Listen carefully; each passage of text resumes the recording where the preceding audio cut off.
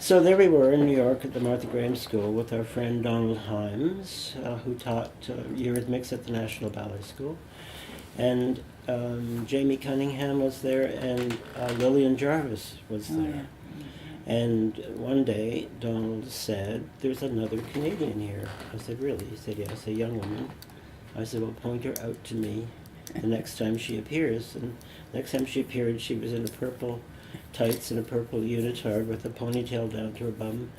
And I said, "That's the most American girl I've ever seen in my life." You thought I was a cheerleader from Michigan. I know you did. Well, she graduated from Bennington College, so she picked up a bit of an American style. But nevertheless, that passed quickly away. But what I do remember was that I always liked to move, and I was in athletics because the school I went to, sports were more important than being bright and getting points, you know, high marks. And my roommate, I was in boarding school my last year because it was more fun than not being in boarding school, and I think my parents could get rid of me for a little while.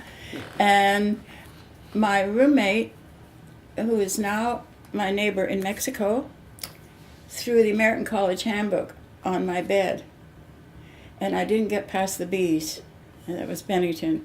350 students, 9 boys, because they needed them in dance and theater. And you could major in modern dance, which I had no idea what modern dance was. But I knew that there was no future for me in Sociology 101 at the University of Toronto.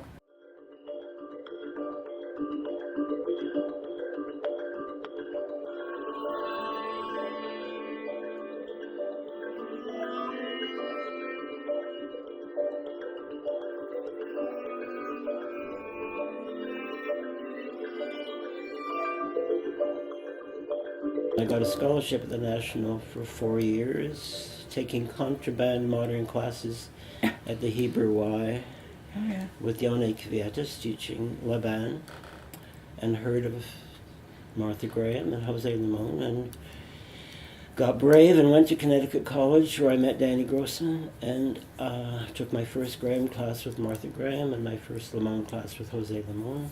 Good way to start. And then came back to get a job at Simpson's and Men's Accessories to raise the money to move to New York, which I did. And then I got a scholarship at the Graham School. And so that was how I found Patricia. The Second World War had made New York the cultural center of the Western world. And dance was as major an art form at that time as any of the other arts. As I say, we probably were 40 dance artists that we were aware of, whose work we absorbed.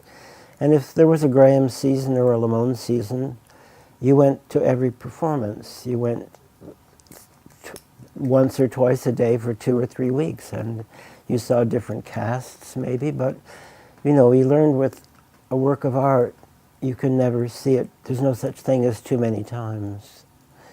And you know, those people spoke to us. We were so fortunate to be in their living days.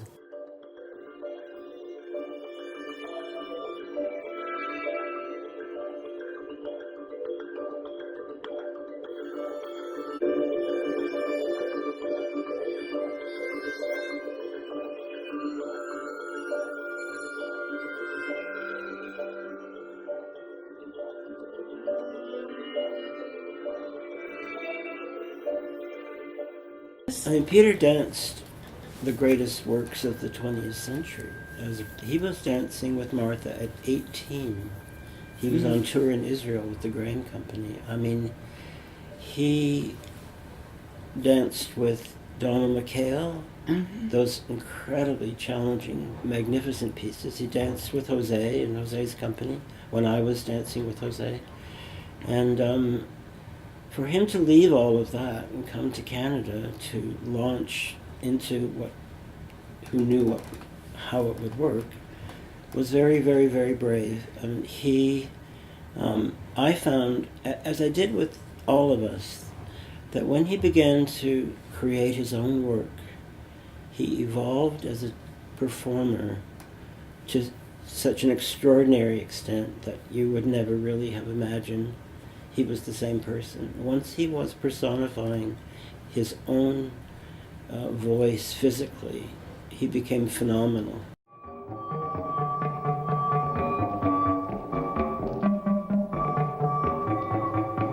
He was so charismatic. But he was courageous. He was. And that's what he fearless. didn't understand. I can't remember the whole story, but it was about the way he taught. He taught the most dynamic classes. He taught courage, actually. He dared dancers.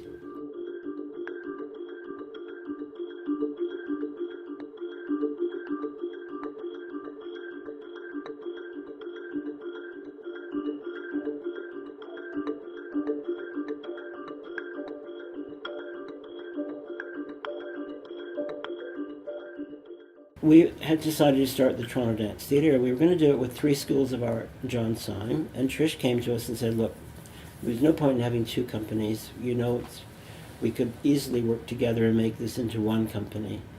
So, I mean, she had a beautiful studio and beautiful people, and it seemed like a great breakthrough for us to join up.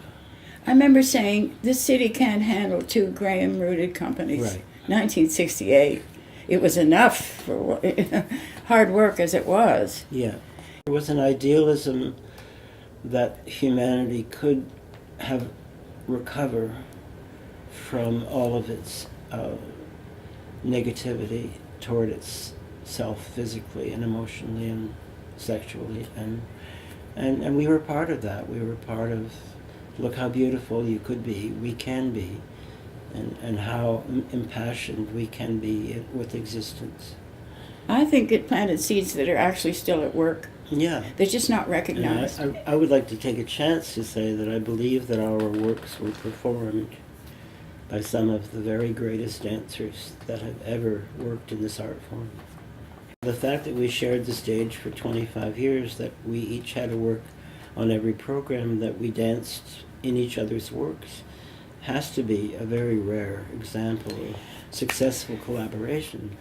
But, you know, also in terms of the language, we were taught by people at the Graham Studio who were the company members, and they all had their own subjective impression of the technique. So we heard from different people different ways of approaching each exercise. And then when we presented our version, and we pushed the technique well past what we had been given. We were coming up to the knees during the back extensions. We were rising and falling in between every exercise. I mean, we literally wanted to know how far it could be pushed technically. So it was really a living language. Exactly.